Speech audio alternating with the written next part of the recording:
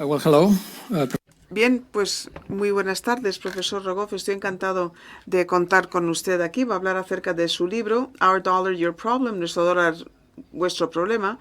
Y si me lo permite, es un libro que no trata solamente de la economía y de las ciencias económicas. Es casi como unas memorias, ¿no? Hace referencia a múltiples anécdotas personales a lo largo de la obra.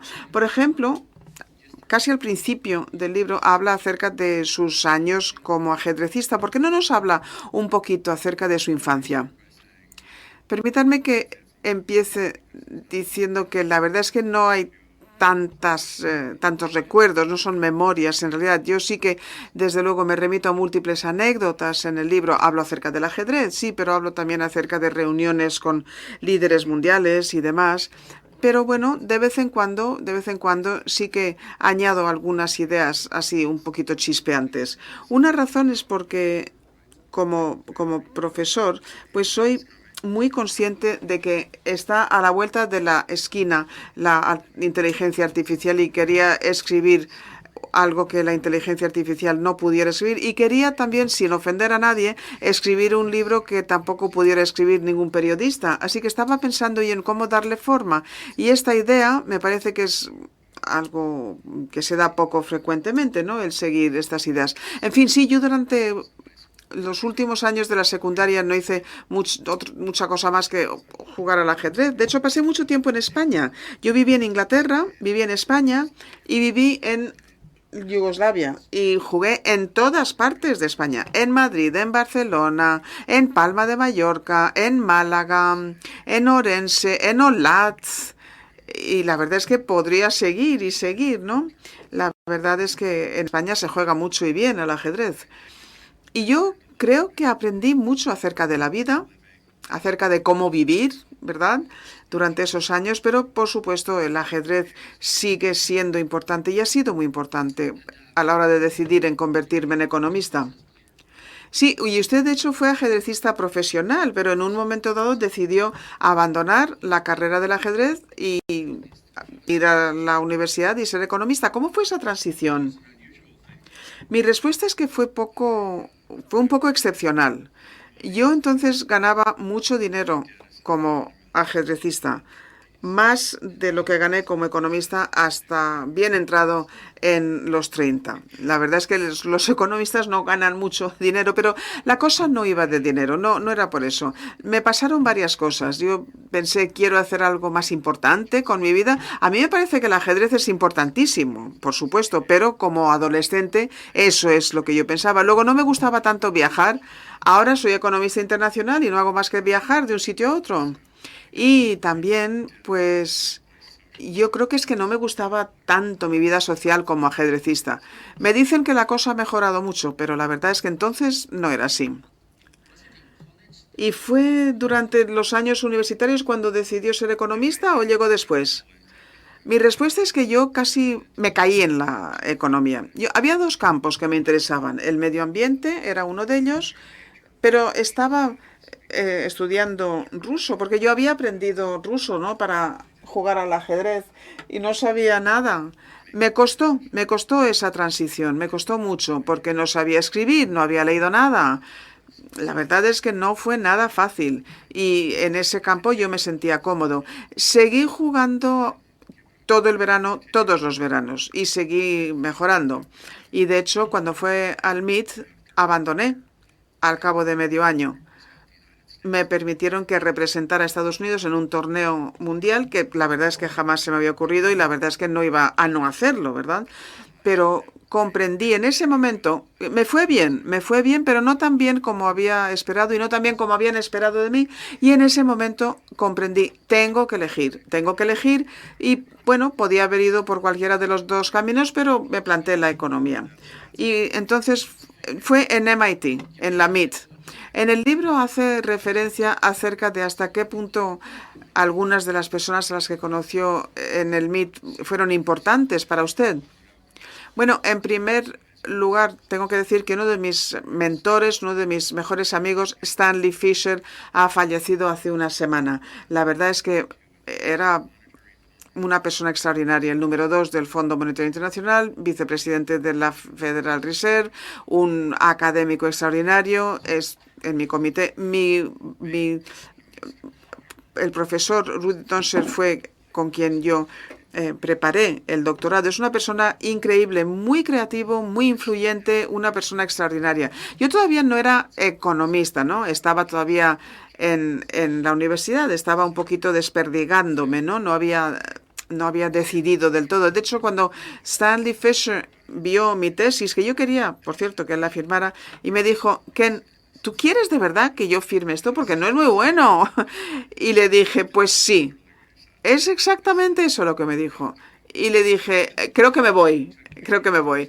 Y la verdad es que me llevó un cierto tiempo, ¿no? 6 o 7 años, ¿no? Y ya del día que acabé esa parte de los estudios hasta el momento en que me sentí economista. ¿Y sabía que quería centrarse en las finanzas globales o eso llegó luego? La verdad es que eso fue influencia de Dormus. Había muchísimas personas a quien él inspiró. Él era un apasionado. Él tenía ideas súper emocionantes. Era una persona muy interesante. Así que yo, pues de alguna forma, me dejé llevar, me dejé arrastrar. Pero luego surgieron algunas otras ideas que me encantaron. Hay muchas personas con nosotros que son antiguos alumnos que están pensando en seguir adelante, que están pensando en entrar en el mundo académico. ¿Hay alguna pista, alguna recomendación para que conozcamos cómo hacer para ser un buen miembro de ese entorno? Usted tiene mucha más influencia que yo, soy más joven. No, yo creo que uno tiene que vivir la pasión, porque si no, ¿para qué? ¿Para qué? Si no te apasiona. Pero hay que entender también, y esto yo creo que es válido para todo, ¿no? La pasión no quiere decir que todo lo que hagas en todo momento va a ser apasionante. Yo creo que la gente a quien le gusta mucho su trabajo, y aquí hay muchos, saben que la cosa no es así. Es más bien, bueno, pues te encantan esos momentos verdaderamente importantes. Y en el caso del ajedrez no había problema. La pasión me empapaba. Pero en el mundo económico, la verdad es que fue al cabo de mis primeros papers. Y creo que el que verdaderamente cambió las cosas para mí fue, bueno, primero el que se centraba en tipos de cambio, pero luego el primer paper o artículo acerca de por qué el Banco Central ha de ser independiente. Cuando yo escribí ese documento, pues prácticamente nadie tenía un banco central independiente. Quizás el Bundesbank, quizás la Fed, pero el resto del mundo no. Y yo había trabajado como economista junior en la Fed y había visto lo que sucedía. Y se me ocurrió esta idea, ¿no? Es un modelo de teoría de juegos, la verdad. Así que se me ocurrió esta idea y yo sentí que no iba a tirar la toalla. Me costó mucho que lo publicaran. Todas las publicaciones especializadas lo rechazaron. Robert Barron dijo, pero bueno, vamos a ver, esto es una tontería. El gobierno puede... Es una fachada, es un velo. Si no haces lo que quiere que hagas el gobierno, te lo van a arrebatar. Y yo creo que me vino muy bien, ¿no? Estar en este entorno muy real en el que muy pocos de mis compañeros estaban. Lo observé y me di cuenta de la fricción, de los altibajos. El hecho es de que no es tan fácil conseguir ese objetivo de manera inmediata. Así que a mí me parece que fue un momento trascendental. Es el artículo más importante de los que, más famoso de los que he escrito. Alguna persona muy sabia me dijo que el punto en el mundo académico es escribir algo que todo el mundo piensa estaba equivocado, lo dicen y luego rectifican y dicen, ah, tenía razón, porque si todo el mundo dice, es fantástico el artículo, pues parece que todo el mundo ya lo pensaba, ¿verdad? Ya lo sabía. Así que, en fin. ¿Y eso fue antes de llegar a Harvard? Sí, mucho, mucho antes de que yo llegara a Harvard. La verdad es que he trabajado en tantos sitios que me da un poco de vergüenza. Pero bueno, mi primer trabajo fue economista en la Reserva Federal. Yo era economista junior en la Reserva Federal. Pero luego llegó a Harvard, ¿no? Y ahí es donde está basado. Exactamente, sí. Llegué a Harvard Hace 26 años, sí. Y, por supuesto, vistas las circunstancias, vista la realidad, podríamos pensar los compañeros suyos y usted cómo se están viendo afectados por estos problemas con la administración del presidente Trump. Mi respuesta es que es una situación complicadísima. No sé lo que va a pasar. Además, es que cambia de una hora a la siguiente. Todo lo que pasa en el mundo de Trump cambia de un momento para otro. Hay problemas, desde luego, en todas las universidades principales y, desde luego, diría que falta diversidad en el pensamiento.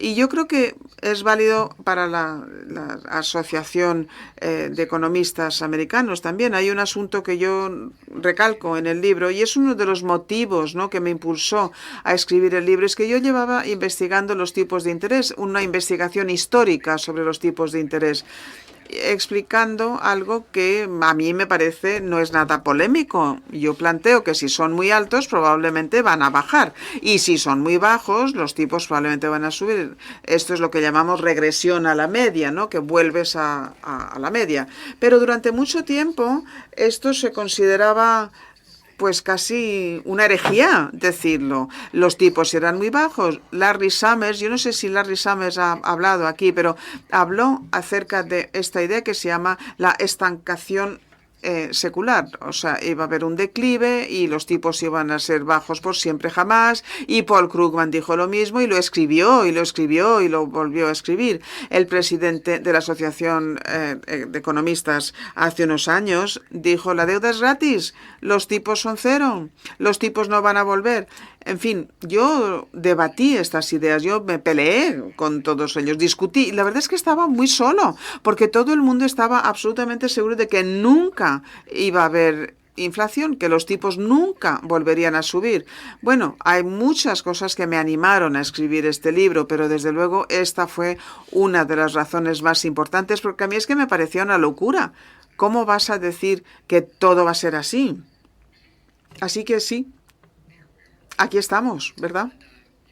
Y si no le importa, yo quisiera hablar un poquito acerca de su experiencia, sus años en el Fondo Monetario Internacional. Estuvo en el cargo 2 años y medio, me parece. ¿Qué hace como economista jefe? ¿Investiga? ¿Hay mucha política? Depende de lo que quieras hacer, ¿no? Yo estuve ahí en un momento muy interesante. Estuvo las complicaciones de Argentina y su default, Turquía casi también, los rusos también. Yo llegué después de la crisis asiática, así que desde el punto de vista de la política fue muy interesante ese tiempo. La verdad es que casi siempre son tiempos muy interesantes, pero aprendí mucho, aprendí mucho. Eres economista, conoces los modelos y cuando yo llegué, escribí este libro, Los cimientos de la economía internacional, y lo siento, es un texto muy difícil, pero era un poquito el estándar, ¿no? Era básico. No es que yo piense que sabía todo, no lo pensaba, pero no sabía lo poquísimo que sabía. Sabía muy poquito. Sí que me había expuesto a quienes tomaban decisiones políticas, pero eran los banqueros centrales y yo era como la estrella de rock, ¿no? Porque había escrito ese famosísimo artículo, pero los banqueros centrales, y sin querer ofender a nadie, pues no es como ser político ni secretario del Tesoro. Y entonces, bueno, pues hablé con estas personas y la presión era impresionante todo el rato, todo el rato. Y estás hablando acerca de los grandes problemas. Yo intento decirlo rápido y brevemente, pero me pasó una cosa y lo comento en el libro. El primer ministro del Líbano llega al Fondo Monetario Nacional. Esto creo que fue en el 2002. Era Harari. Y era un hombre fantástico y había conseguido unificar Líbano, porque el Líbano en ese momento tenía serias dificultades, ¿no? Básicamente los revolucionarios estaban causando estragos. Bueno, pues tenían un tipo de cambio fijo. Yo creo que quien haya estudiado economía internacional sabe que esto es muy difícil de conseguir. Y en fin, para abreviar, hablé con él, me pidieron que hablase con él acerca de por qué, si esto era arriesgado. Y él me dijo, a ver, sí, pero lo vamos a conseguir. Y a la mañana siguiente, el ministro de Finanzas dijo que quería reunirse conmigo. Y nos reunimos, cada uno con nuestro ayudante, pero estábamos en una sala que no tenía ni ventanas. Y me dijo, estaba ahí, estuvo ahí prestando atención. Y dijo, sí, sí, sí, comprendemos muy bien lo que dice acerca del tipo de fijo, porque el dinar estaba indexado al dólar. Y me dice, ¿usted comprende que hay mucho dinero pesado en el Líbano? Dinero muy pesado, que no estaría nada contento si nos olvidáramos de este tipo fijo. Si yo digo que se acaba el tipo fijo, probablemente me encontrarían flotando boca abajo en las aguas de la ciudad. En fin, lo dijo y pasan estas cosas. De pronto comprendes que vives en tu Torre de Marfil, ¿verdad?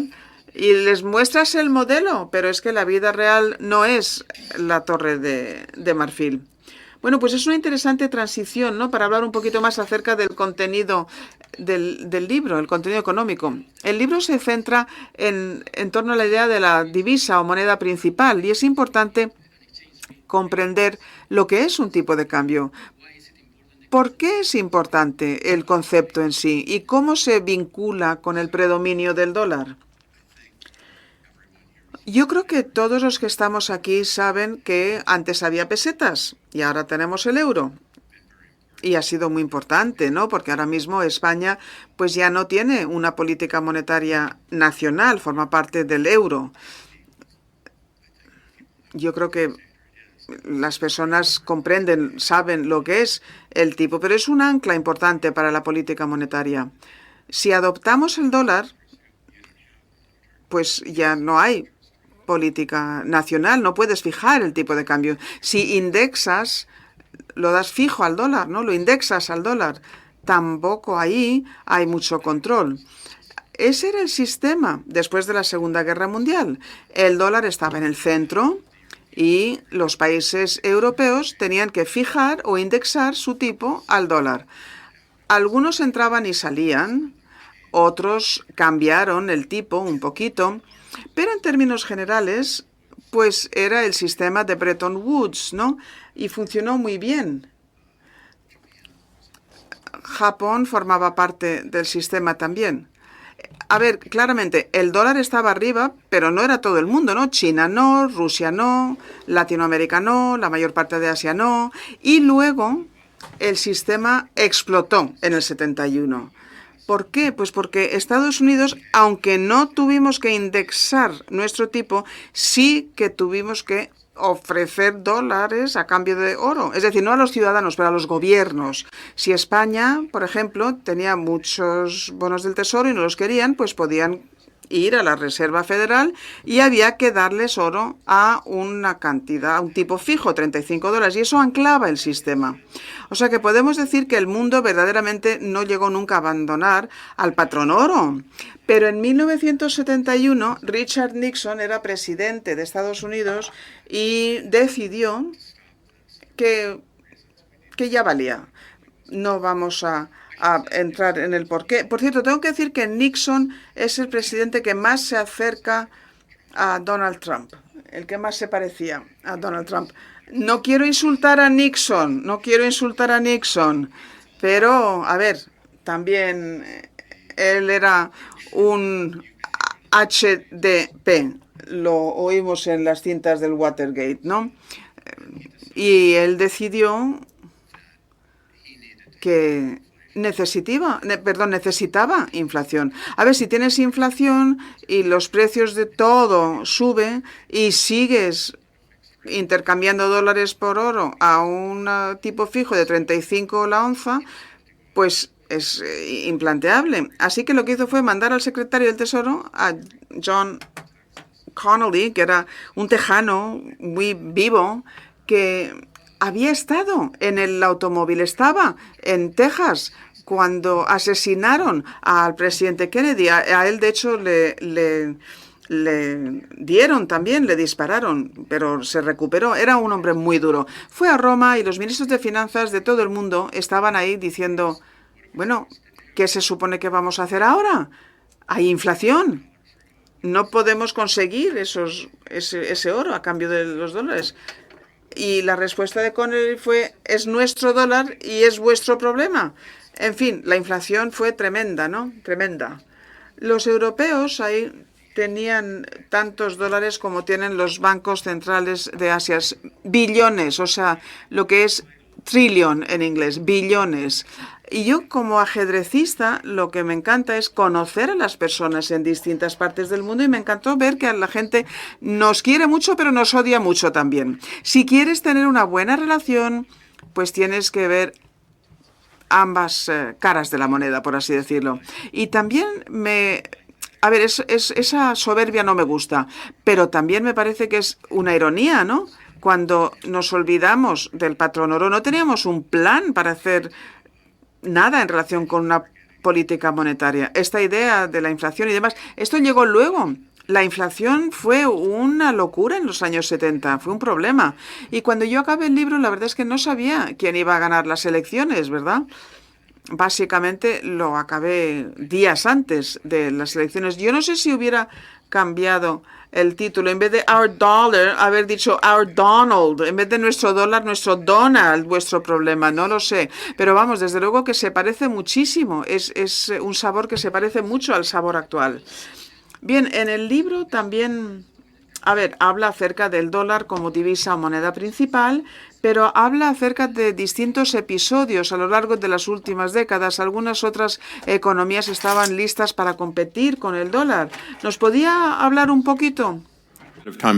Sí, bueno, pasé bastante tiempo hablando sobre el auge del dólar, como no solo es dominante, sino que se impone sobre el horizonte. Y bueno, hablamos solo del euro y perdimos Europa cuando Europa vio el euro, pero lo que pasó fue que China se integró en el sistema global. Rusia durante un tiempo fue parte del sistema global. India, Latinoamérica, todos estos países se integraron y el dólar colonizó. Así que el dólar llegó a lugares en los que la libra y otras divisas dominantes no tenían este alcance. Y bueno, yo creo que los estadounidenses tratan esto, lo enfocan en su cabeza como somos los mejores. Y creo que realmente hizo falta mucha suerte para alcanzar tales alturas. Y bueno, hablo de Rusia, tengo a mi mujer aquí, a mi esposa, que ya trabajó en Barrio Sésamo en Rusia y está familiarizada, y no fui a Rusia hasta que visité a Natasha produciendo. Ella es estadounidense, por cierto, cuando estaba produciendo Barrio Sésamo ahí en Rusia, pero he vivido en Yugoslavia. Y bueno, entendía cómo funciona este sistema. Es bastante oscuro en algunas zonas de Yugoslavia, pero los economistas estadounidenses pensaban que Rusia iba a pillarles. Y yo estaba en Yale, mis libros de texto decían esto, todos los economistas del siglo XX. El consenso era que en la Casa Blanca, que los rusos nos iban a pillar. Y creo que ahora todo el mundo dice que es imposible, nunca pasará. Y creo que cometieron algunos errores por el camino al no ser tan como China, y hay momentos que abordo esto en el libro en los que podrían haber sido más similares a China y bueno, para bien o para mal, tuvieron mayor impacto en el mundo. Japón, bueno, metió la pata. Japón, su bolsa a finales de los 80 estaba valorado por encima de la bolsa estadounidense. En los bienes inmobiliarios japoneses eran más caros que todos los bienes inmobiliarios estadounidenses, pero Estados Unidos les cogió los acuerdos Plaza en 1935 y para que cambiaran su tipo de cambio. Y fue un graso error, y yo creo que si Japón no hubiera hecho eso y se hubiera desdoblado un poco más despacio, serían un 25 o un 30% más ricos a día de hoy de lo que son ahora. Eran el segundo país más rico del mundo, puede que incluso después, puede que incluso más ricos que Estados Unidos, pero Estados Unidos más ricos que Alemania. Ahora están al fondo de ese país y bueno, sí hay temas demográficos, está China, pero creo que el corazón es que es esto. Hablo de esto en el libro porque jugué un papel, pero también porque cambié de opinión. Porque hablé con los líderes chinos y pensé que tenían que cambiar a un tipo de cambio más flexible y dijeron, no, nunca, nunca dejaremos que nos pase lo que le pasó a los japoneses, no cometeremos el mismo error que ellos. Y yo pienso, el acuerdo a plazo fue en 1985, Japón no tuvo su crisis financiera hasta el 82, me estáis diciendo que una cosa llevó a la otra, hay muchas cosas. Y yo creo que a medida que repensaba todo, me di cuenta de que lleva tiempo ir de la euforia de la burbuja hasta la crisis financiera, y la gente en España lo sabe mejor que nadie. Y no estaba pensando en esto de verdad, pero creo que eso fue que Japón cometió un graso error. Europa es otro ejemplo en el que, bueno, sí, las cosas no eran perfectas, pero yo creo que si no hubieran admitido a Grecia en el euro, la crisis de la deuda europea se habría solucionado mucho más rápido. Hablo en el libro sobre cómo me reuní con Angela Merkel durante la cúspide, la cumbre de la crisis de deuda pública europea, y recuerdo que lo que le dije es que debiera descartar parte de la deuda y darle a todos los países en la periferia, España, Irlanda, no Italia, pero los países más pequeños debieran perdonarla, darles lo que haga falta. Es el dinero más barato que van a pagar nunca. Y me dijo, bueno, en primer lugar pensó que no podía, pero señaló a Grecia y dijo, no puedo porque no confiamos en Grecia, no. Y me dijo, en Portugal confiamos, España es de fiar, Grecia no es de fiar, así que no podemos. Y creo que si no hubieran hecho eso, la recuperación habría sido más rápida, el euro sería una divisa más importante. Es importante a día de hoy, pero sería todavía más importante. Y bueno, no voy a repetirme, pero hablo de los errores que creo que China ha cometido, que bueno, he escrito muchos artículos al respecto. Y bueno, sí, siguiendo hablando de Europa, han pasado 15 años desde la crisis de deuda en 2008. ¿Qué consejo nos daría si a día de hoy tuviéramos una crisis similar? ¿Funciona la unión monetaria a día de hoy? Porque ahora tenemos a Grecia, parece que va mejor que antes. ¿Qué consejo? ¿Cambiaría su consejo? Bueno, el hecho de que hayan pasado 15 años y que hayamos superado la crisis, bueno, todo eso es relevante porque, bueno, estáis casados y divorciaros es más difícil sobre si deberéis casaros o no, pero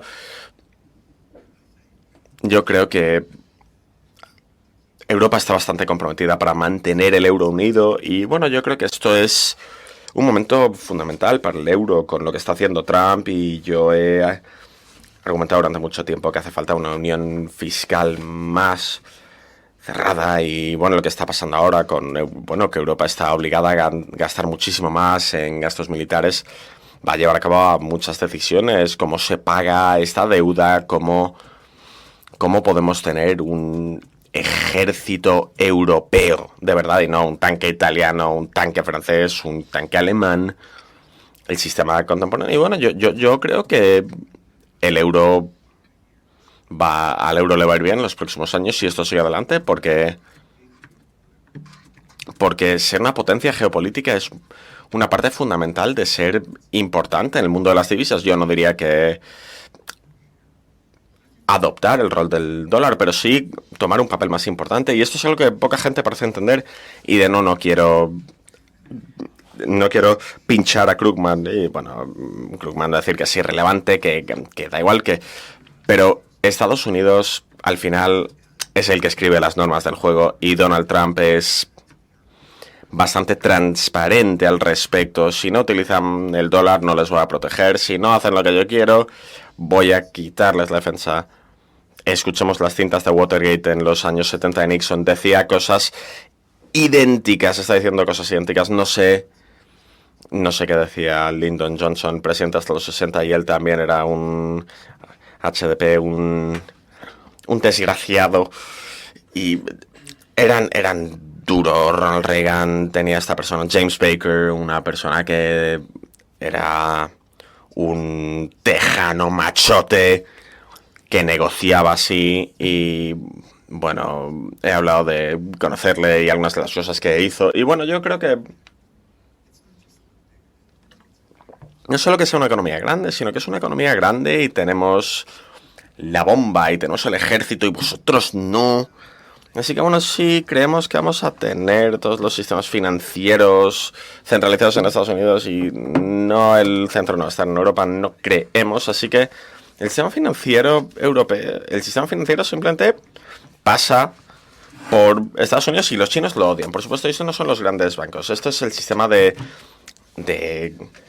empieza cuando se llevan a cabo los cambios. Todo esto, la compensación se lleva a cabo a través de Estados Unidos y los chinos lo odian, por supuesto, porque, bueno, quieren tomar control de Taiwán y no quieren que se les sancione, pero bueno, muchos europeos lo odian porque, bueno, nos da una ventaja tremenda a la hora de negociar. Y no hay más tutía. Hace 10 años con Irán, Estados Unidos quiere hacer una cosa, Europa quiere hacer otra. Y básicamente dijimos, vale, pues no podéis usar nuestros bancos. Y Europa no podía hacer nada. Y yo creo que esa es una de las razones fundamentales por las que, bueno, yo digo en el libro que el dólar se mantuvo hace una década, pero es una de las razones por las que todo el mundo se estaba alejando, no rápidamente, pero alejándose de los sistemas para que Trump tuviera un sistema más diverso. Es mucho más sencillo tener una única divisa en el mundo. Hay razones muy buenas por las que no tenemos eso. No creo que no hace falta explicarle cómo sería a los europeos en qué consistiría tener una divisa mundial, y es parecido a tener una única divisa de reserva. Y bueno, ahora hay fuerzas muy potentes que están ya generando fricción, aunque Estados Unidos se haya hecho daño a sí mismo. Y bueno, me gustaría profundizar un poco más con los problemas de Estados Unidos de tener la divisa principal, pero bueno, otro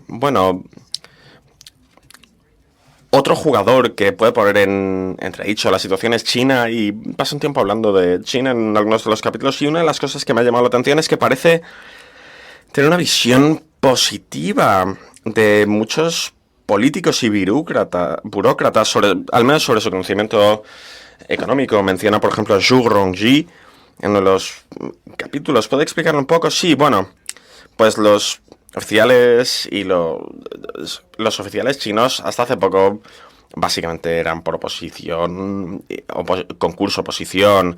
Si rendías, te ascendían. No era tanto algo basado en la lealtad. Ahora es menos cierto, pero yo conocía veintenas de líderes mundiales y los chinos una y otra vez son muy impresionantes. Conoces al alcalde de cualquier ciudad y es increíble. A través del sistema, yo creo que lo más impresionante fue Zhu Rongji, que fue realmente el arquitecto de la China moderna. Fue uno de los primeros ministros. Era el segundo al mando, pero estaba a cargo de la economía. Y bueno, me reuní con él. Era el economista jefe en el Fondo Monetario Internacional. Bueno, era el cuarto oficial. No te pones en contacto con Zhu Rongji, pero vio mi debate con John Stiglitz en el Banco Mundial, en el que, bueno, fui un tanto cáustico con algunos de los comentarios políticos y consejos. Y bueno, recuerdo que no me gustó que llamara a Stan Fisher deshonesto y que dijera que los economistas jóvenes eran de tercera categoría en el Fondo Monetario Internacional, y di una respuesta bastante sarcástica. Y Zhu Rongji lo vio, y he conocido a mucha gente así, y no le gustó que Stiglitz quisiera menos capitalismo y más socialismo. y él estaba intentando ir en el sentido contrario y bueno, me reuní con él y, y bueno, aprendí tantísimo de esa conversación. Recuerdo que al final, bueno, le pregunté que le mantenía despierto por las noches. Le sorprendió que le preguntara porque es una pregunta muy dura que preguntarle a un líder como él. Pero lo pensó y dijo, la estabilidad social. Si no seguimos creciendo, no vamos a tener estabilidad social. Y entonces, pues no sé lo que va a pasar. Y es evidente ahora, pero yo creo que eso a mí me ayudó a la hora de entender China. Bueno, volviendo al dominio del dólar, después de evaluar otras economías del mundo que podrían ser, bueno, que podrían ponerles entredicho, y ha determinado que el dólar ha sido la divisa dominante principal durante mucho tiempo, pero no va a ser sencillo esto para Estados Unidos porque no, este dominio no va a ser tan claro como lo era en el pasado. ¿Puede hablarnos de algunos de los retos a los que se va a enfrentar Estados Unidos? Bueno, ¿qué ventajas tiene de que Estados Unidos sea la divisa de reserva? Aparte de que mola, pagamos un tipo de interés inferior, varía entre de medio punto porcentual a un punto porcentual, yo diría que es un punto porcentual menor. Alemania tiene un tipo más inferior, pero toma menos préstamos, así que cuando digo esto es que pagaríamos menos si tomáramos más préstamos, y esto es algo que a la gente, todos los préstamos para estudiantes, hipotecas, préstamos automovilísticos, pues todo esto nos da en una situación de crisis.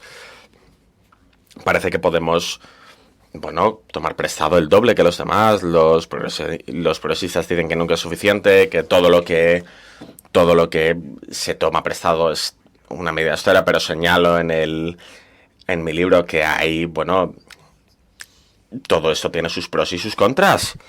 Si tienes que remilitarizar, tienes que tomar préstamos. Si tienes una crisis financiera, hay que tomar préstamos, pero no significa que sea gratis, que yo creo que es una postura en el mundo económico desde hace mucho tiempo. Puede que porque esté tan dominado por Estados Unidos y las universidades, muchos investigadores extranjeros, pero mucha gente está en Estados Unidos y bueno, la próxima vez podría ser distinto. El mercado de bonos puede crecer más cuando intentamos tomar préstamos, pero ha sido muy práctico. Y también hay sanciones. Hemos impuesto sanciones financieras, es lo que no les gusta a los europeos. Hemos estado haciendo eso en orden de invadir países desde hace bastante tiempo. Cuando yo jugaba al ajedrez y pensaba en volver, odiaba a Nixon. De nuevo, les digo lo que pensaba cuando tenía 17 años. Tengo una postura un poco más matizada, pero cuando le eligieron, no quería volver a Estados Unidos. Me sentía como los jóvenes se sienten como Trump. Yo me sentía igual que los jóvenes con Trump, los jóvenes con Nixon. Gran parte de esto es que estamos en guerra en Vietnam y tenía muchos amigos que fueron a Vietnam. No tengo ningún amigo cercano que falleciera, pero tengo bastantes amigos cercanos que se hicieron adictos a la heroína y perdieron su vida. Tenemos sanciones ahora y bueno, eso es maravilloso.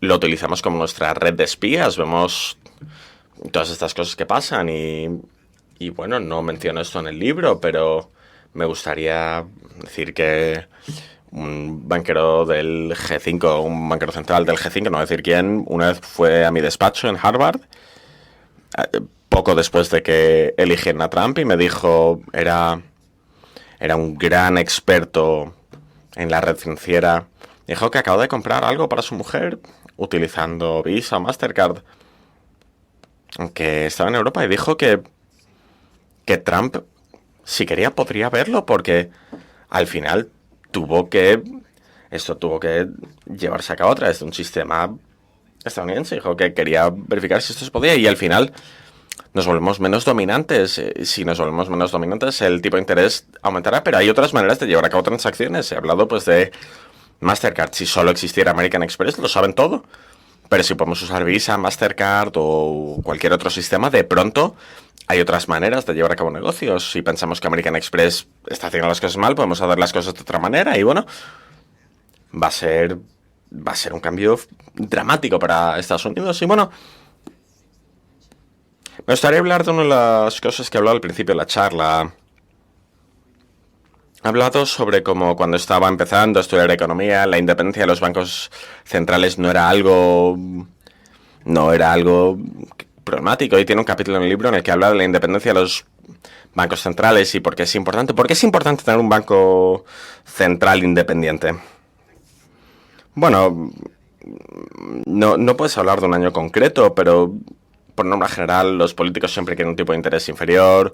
Hace mucho tiempo me dijeron que un 99%, él era el director del Banco Central Europeo, porque entonces 99 de 100 veces quieren que reduzcas los tipos de interés. Ahora mismo Trump está chillando eso, los políticos al final es lo que quieren. Quieren tipos de interés más bajos, básicamente. Y el problema está en que los bancos centrales solo plantean los tipos de interés a muy corto plazo. No ponen los tipos de interés a 10 años vista, que es cualquier préstamo como negocio, como persona, es el tipo a 10 años, ese es el que importa.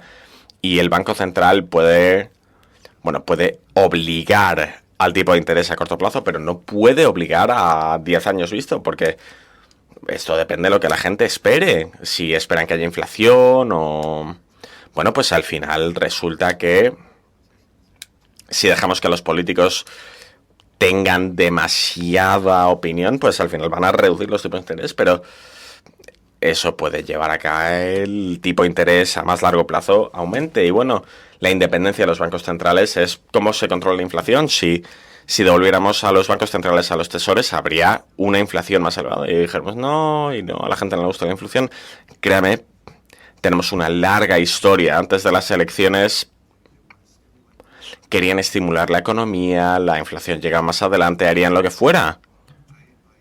Y yo, bueno, en el libro predigo que va a haber un aumento de la inflación a lo largo de los 3 o 4 próximos años. Y no sabía que iba a ganar Trump, pero pensé que quien fuera presidente, como creía que los tipos de interés han estado por encima durante mucho tiempo, nuestra deuda está descontrolada, nuestra deuda lleva descontrolada mucho tiempo.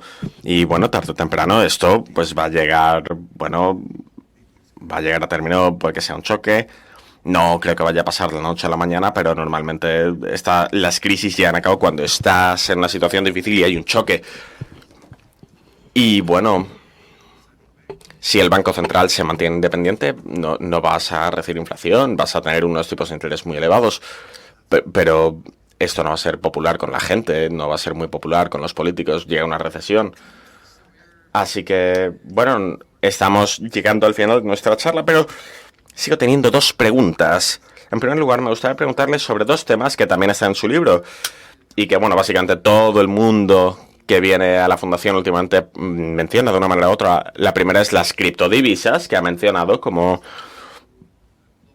bueno, otra posibilidad para una divisa mundial. ¿Qué riesgos ve usted dentro de las criptodivisas y cómo debieran regularse, en su opinión? Y luego le preguntaré sobre inteligencia artificial. Bueno, por supuesto. Así que hay muchísimas personas que dicen que la criptodivisa no debería tener ningún valor. Y una gran cantidad de gente que dice que debiera creer que tiene que ir hasta la luna. Así que la gente que cree que tiene que valer menos dicen que no tiene que utilizarse. Warren Buffett, Jimmy Dimon, Norma Rubini. Pero el tema está en que las criptodivisas se utilizan en transacciones en la economía sumergida. Tengo artículos al respecto, muchas personas, vemos pruebas fehacientes de la economía sumergida. De nuevo, yo creo que aquí en España, creo que no hace falta que hable de economía sumergida aquí. Es grande aquí y bueno, yo creo que alrededor de un 20%, tengo un artículo que estima que es un 25%. Y bueno, no creo que el tipo de interés sea un 11%, etcétera. Y bueno, el efectivo ha sido dominante, pero las criptodivisas están ganando terreno. Y bueno, si estamos hablando de una economía de 25 billones. No sé si hay suficiente tiempo, pero vi que alguien, como un pequeño paréntesis, parte de esto viene de haber sido un jugador de ajedrez, un ajedrecista. porque veo algunas de estas personas, sobre todo académicos, que dicen que es inútil, no sirve para nada. Y yo tuve una vida más bohemia como ajedrecista, como no han vivido suficiente. Y bueno, la inteligencia artificial, bueno, es interesante.